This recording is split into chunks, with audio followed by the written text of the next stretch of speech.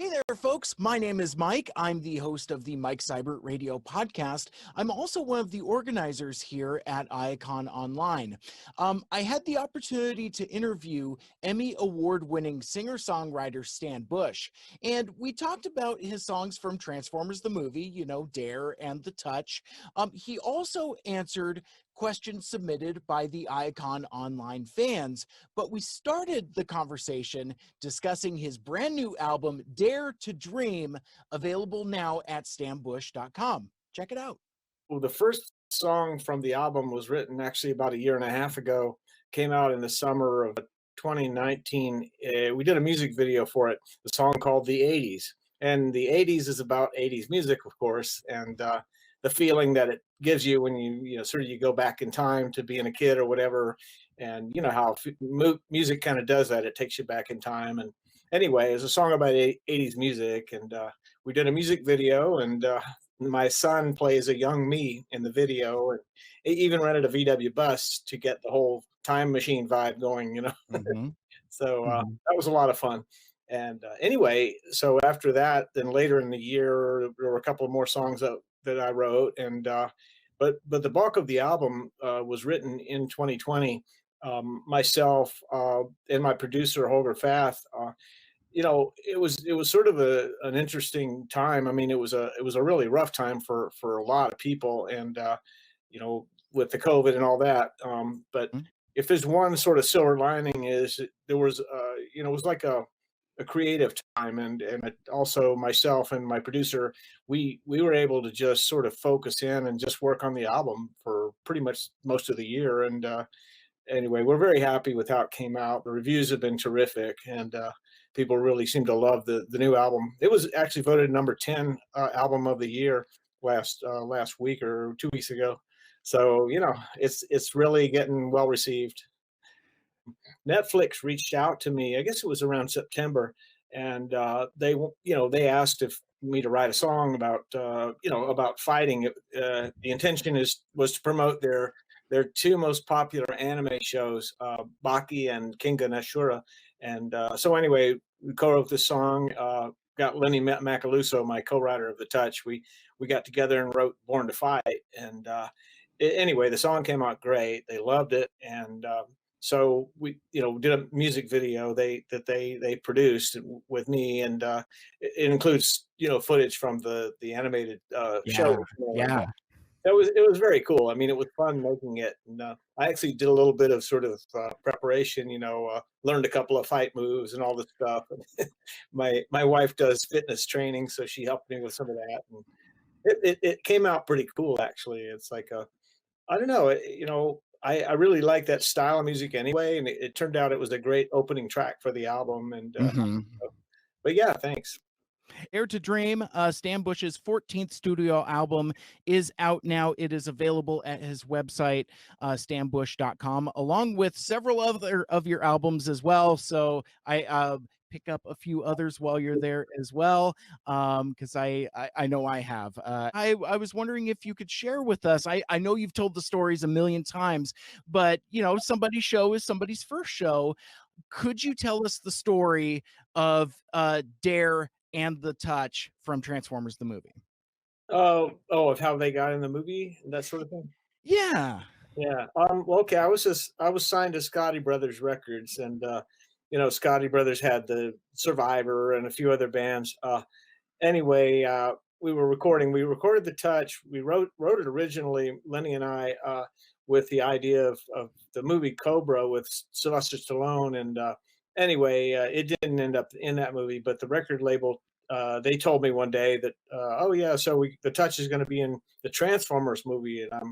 And they said, oh, it's an animated movie about robots. And I'm like, okay. So anyway, but little did I know it was going to become this huge phenomenon, so it's been a cool ride. I mean, my association with Hasbro has been awesome. Everybody's been really great. I've been to a lot of the Transformers conventions with, having sung The Touch and Dare, and a lot of people, they know those songs. And as I mentioned before, they maybe they'll say these incredible things like, those songs were the soundtrack to my childhood or something, or maybe they helped me through a tough time. And anyway, it was again very humbling to hear that stuff. But yeah, some of the nicest people I've ever met have been at those conventions. They're just, it's just awesome. It's a great feeling.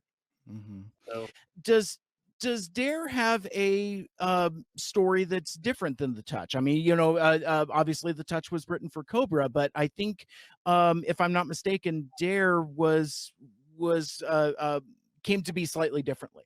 yeah, that was written by Vince DiCola and Scott Shelley. I wasn't actually a writer on Dare, but they had me hired me, well, had me sing it, and Right. yeah, it wasn't on my Barrage album, but it was on the soundtrack album for the film. And but yeah, Dare's a great song. I every time I perform, I have to do The Touch and Dare, of course. And so, Yes. but it's cool. It's also a very uplifting song. Absolutely, absolutely, and with that, since within the realm of the Transformers, let's move on to some of these incredible fan submitted questions for Iacon Online. Did you have any inkling that the songs that were used in this transforming robot movie would resonate so strongly with fans 35 years on? I had no idea, honestly. That was a complete surprise. As I said, I think the first of the conventions Vince DiCola and I both went to, it was in '97, and it was in Rochester, New York, I believe. And the people were just incredible. We performed, by the way, together, and did a few songs like Unplugged, and Vince and I played some together. And but anyway, it just kind of grew from there. And I've attended and performed at several of the BotCon. Anyway, but Mhm. like I say, no, I didn't have any idea that was going to happen. But like I say, if you got to be known for a song, it may as well be a good one. So, Absolutely. but Um, the touch has had a life of its own. I mean, Boogie Nights, and I guess you have that coming up. So we'll kill that one, attack it when we get Well, to it. I mean, we're here now. Let's so because yeah, you're right. I mean, the Touch has its own special legacy that's beyond Transformers the movie. It's fascinating how the lifespan of a song can go. Like a song that you guys wrote for a Sylvester Stallone movie ends up in a Transformers movie, and then later on ends up in Boogie Nights, as well as kind of a pop culture staple. And given the success of The Touch in Transformers the movie, what were your thoughts when the song was used in the movie Boogie Nights? Well, first of all, I thought it was hilarious. It was clearly it was a spoof on the '80s, and Mark Wahlberg pulled it off perfectly. It was just awesome. Anyway, but I think it was sort of meant to be tongue in cheek.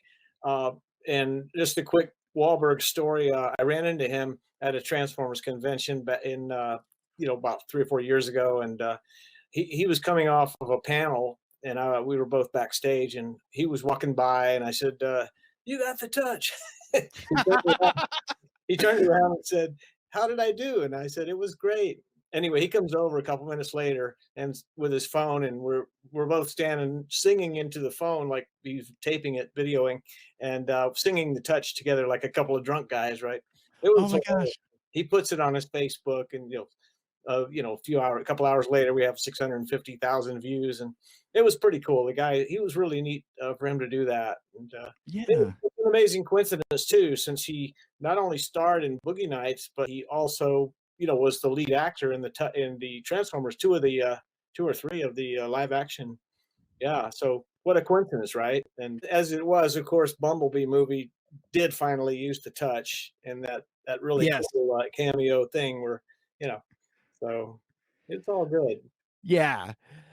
So with that, kind of getting back to films and soundtracks, how much information are you given for the films and shows that you do music for, or is the context of the songs were to be used in? What's kind of that process? Well, generally, I think when I get contacted to use one of my songs in either a film or a TV show, they generally already know what song they want and that sort of thing. It's it's not sort of, hey, can you write this for this? You know what I mean? But Hmm. in the case of the Netflix thing recently, that was sort of a contracted me to write the song, but or commissioned is a better word probably. Um, but yeah, it's generally, yeah, we want the touch, or we want this other song for this show, and da da da da, and they send me the paperwork, that kind of thing. So, Hmm. but I mean, I know a lot of people. It is that way where they're asked to write a song that fits a certain storyline or something like that. And, but I haven't done a lot of that kind of work. Gotcha. Usually the people are familiar with my work, or like I say, they want the touch or something. Yeah, yeah, that makes sense.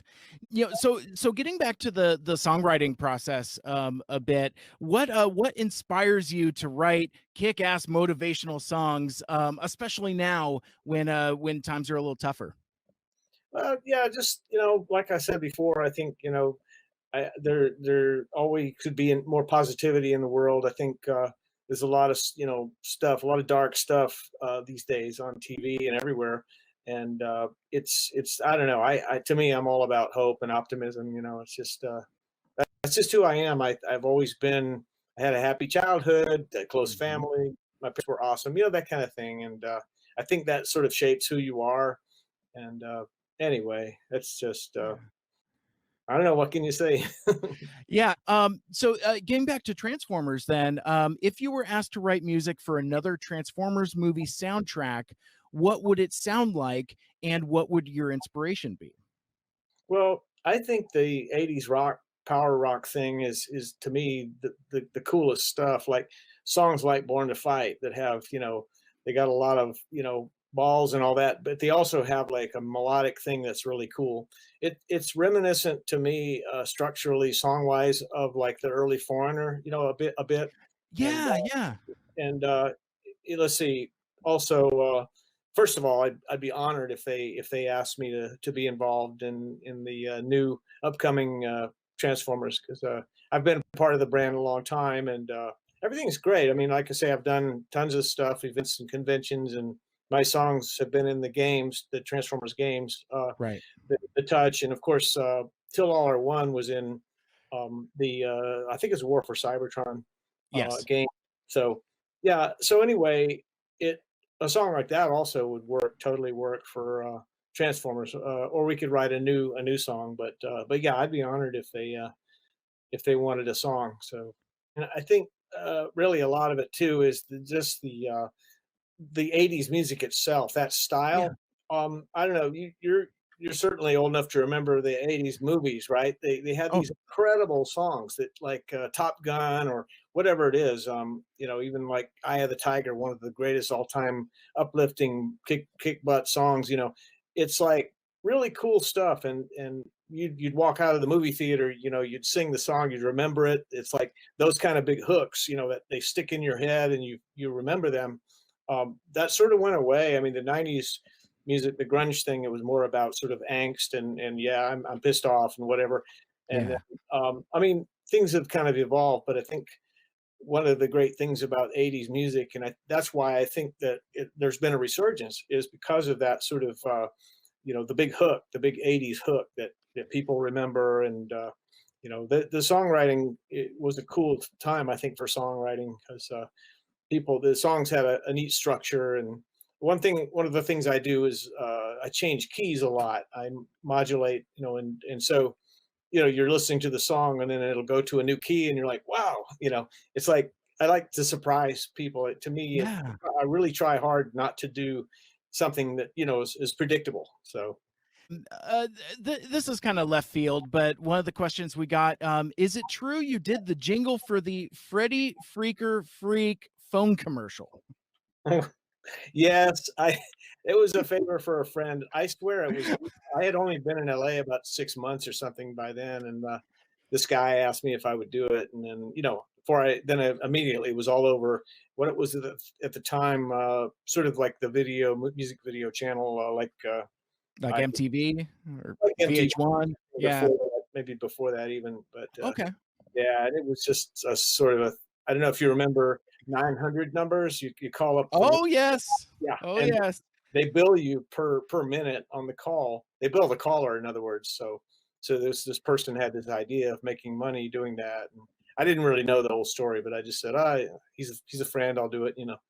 So So what, sticking with music, what's some of your favorite music apart from your own music? The music that you've written yourself. What are some of your favorites? well, it's funny. I mean, I don't really keep up with modern music too much. I'll hear, you know, occasionally there'll be a cool song that I'll hear, but I have always been a big fan of the Eagles and Don Henley, particularly. The guy's an amazing songwriter, and he's probably one of my favorite artists. And I've always liked the Zeppelin, and like I mentioned before, the early Foreigner stuff. Yeah.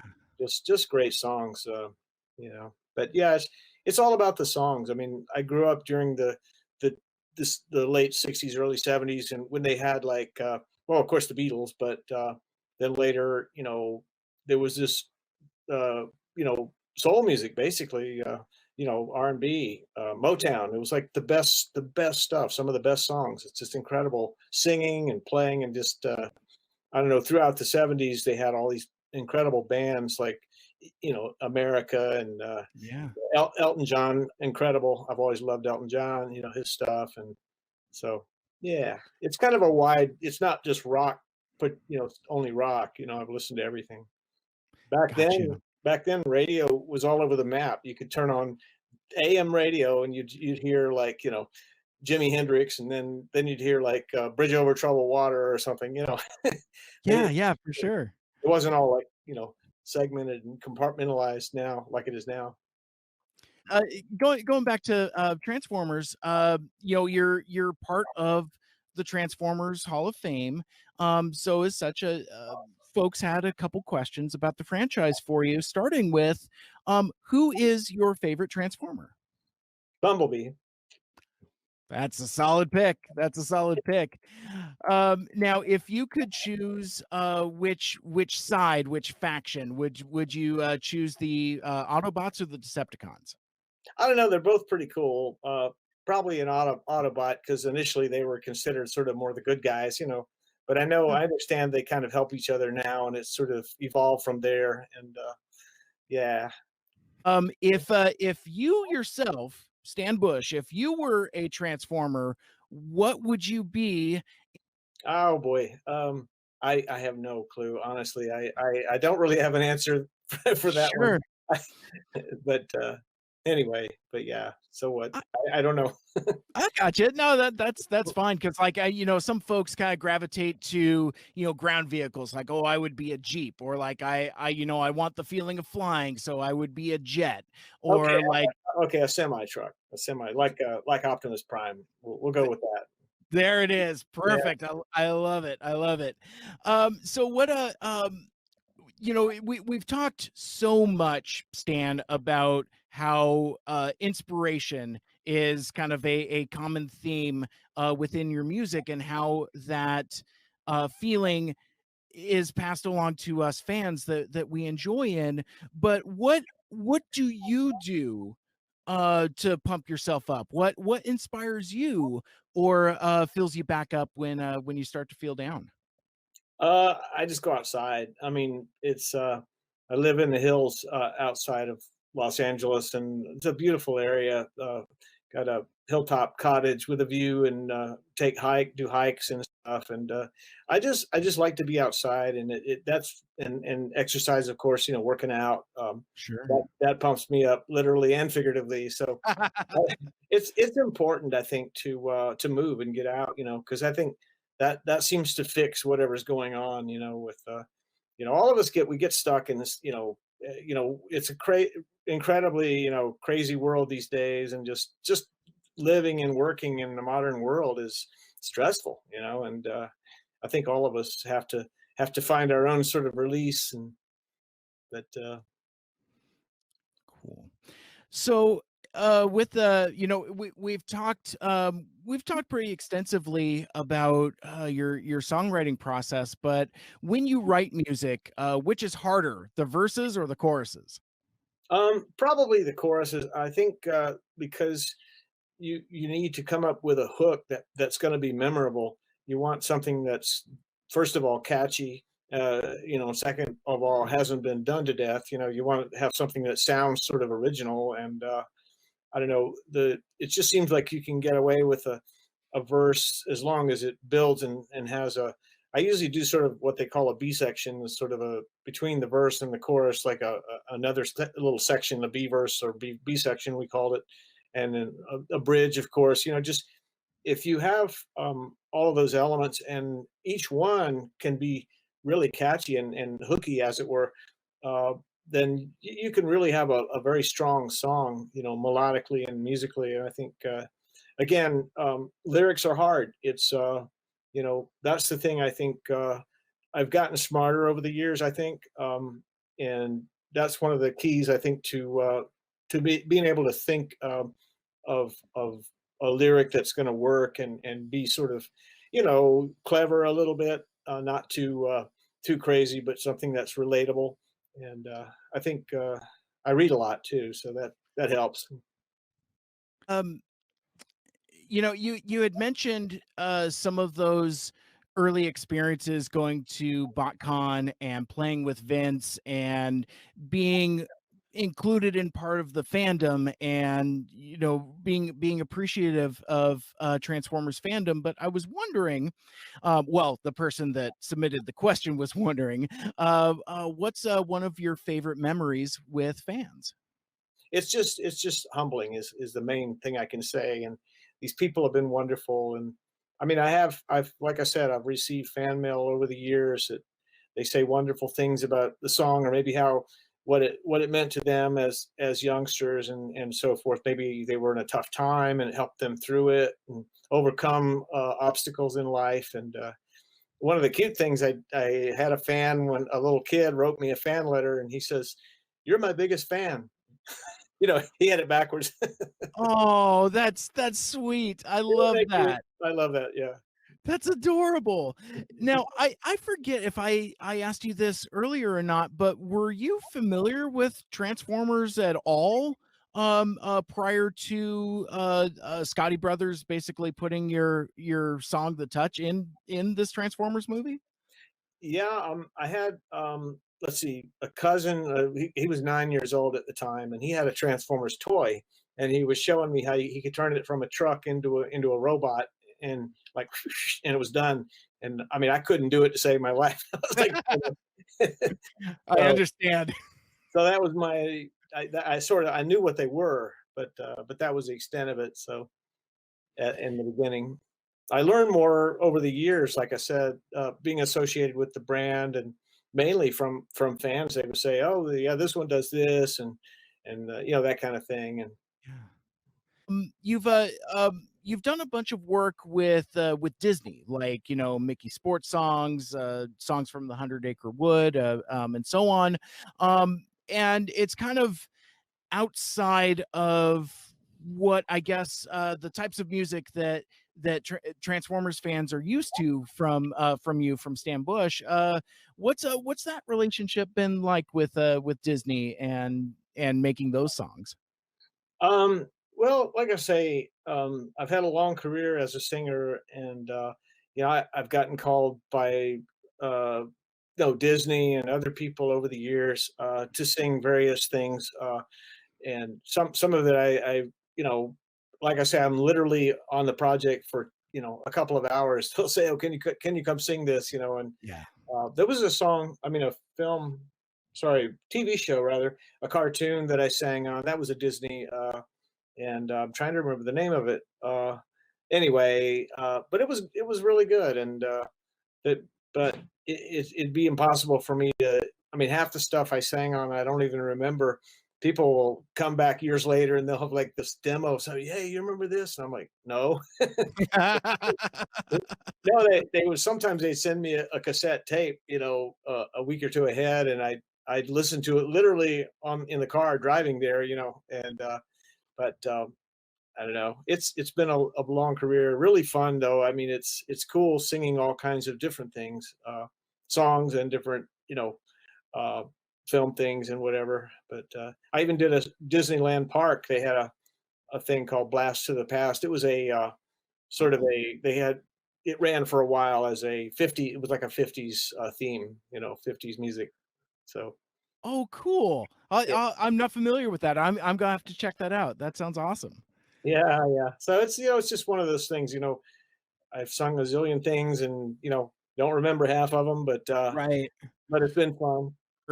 Do you prefer the thrill of composing in studio or the thrill of performing live out on a stage?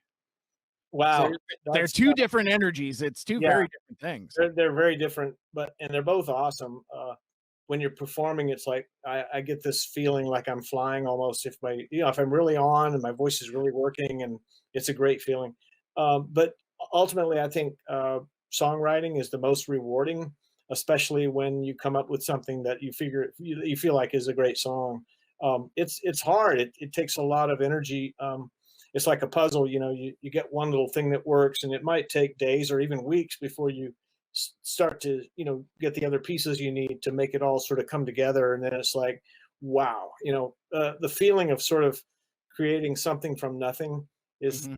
that's to me that's like the best. So Is Are there suggestions that you could give, folks that are looking to find, like, a particular '80s sound? Or, what advice would you have for folks that are looking to, pursuing their own creative endeavors? And we can close out on that. Just, sure. advice for the kiddos. Yeah, yeah.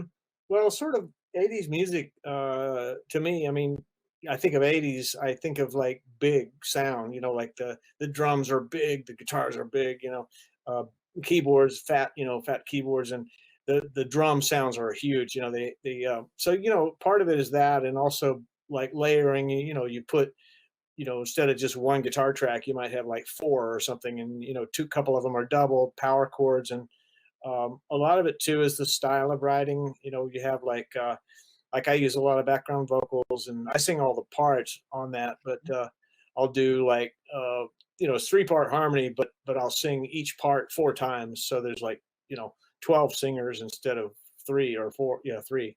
And so it makes it sound really huge and fat like a choir.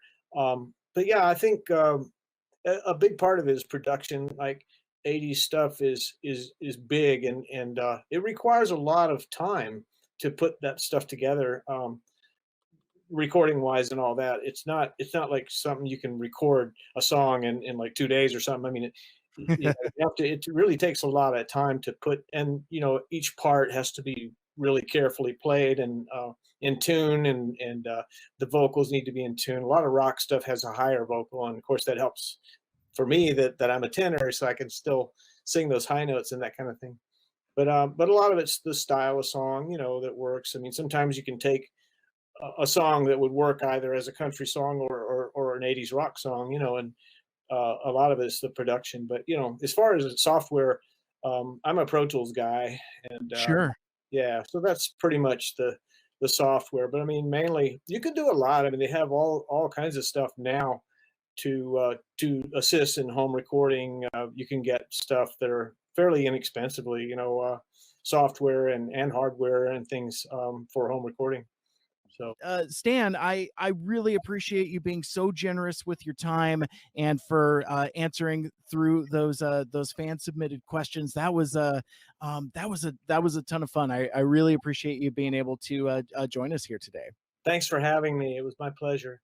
Yeah, I mean, like you told people, you want to go to stanbush.com. I'm not going to spill the beans here, but there's something very big that's coming out in probably another week or week and a half, and it involves Transformers. So just keep an eye on stanbush.com, and you're gonna know what's going on then.